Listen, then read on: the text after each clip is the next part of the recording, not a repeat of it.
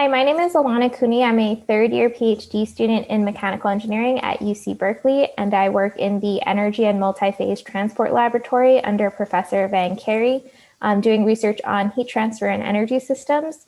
And I came to UC Berkeley after working for 4 years as a design engineer in industry, and so I'm very interested in very applied research and developing systems and products that can be directly implemented out in the field. And so today I'm going to be talking a little bit about a project I've been working on in collaboration with a team at Lawrence Berkeley National Lab on performance characterization of thermal energy storage devices in high efficiency heating, ventilation, and air conditioning systems. So first, a little bit of background. So thermal batteries contain a phase change material that can be used to store energy in order to offset peak heating and cooling loads in buildings.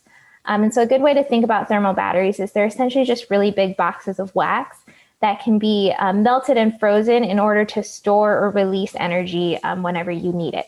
And so you can use that to offset those heating and cooling loads. And this can have a lot of benefits. One of them is it can support a broader use of renewable energy. So let's say you only have wind energy at night, but you have peak cooling loads during the day. You can use that wind energy at night to charge a cold storage battery and then use that battery in the middle of the day to offset your cooling loads. And that's what's shown down here in this graph is a model of a baseline system and then a system with thermal storage. And you can see that we're offsetting these peak electrical loads. And so really these batteries just give you more flexibility in when you use your energy. And so my part of the project is doing experiments in order to characterize the performance of these thermal batteries. And my experiments were done at Lawrence Berkeley National Lab using their Flex Lab facilities. And so here is my design system and then the final built system. And essentially I just run hot and cold water through these batteries at different temperatures and flow rates to get parameterized data on how these batteries perform. And so the next steps of my project is I want to develop machine learning tools in order to predict thermal battery performance. And so I'm going to use things like neural networks and genetic algorithms to essentially take these parameterized data that I have at different temperatures and flow rates for the different thermal batteries and use those to create predictive tools to better understand how these batteries would perform.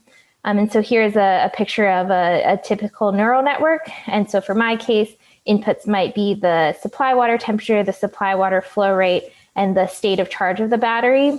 And then the neural network would work similar to your brain. It would take those inputs and then produce an output based on what it knows and what it learns.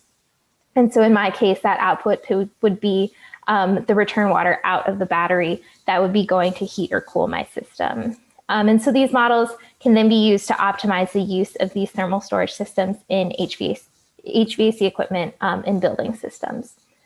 And so thank you so much for your time. And just thank you so much for ARCS for all of the support over the last few years. It's just really made such a big difference in the flexibility that I have in doing my research by having the funding through ARCS. So thank you so much.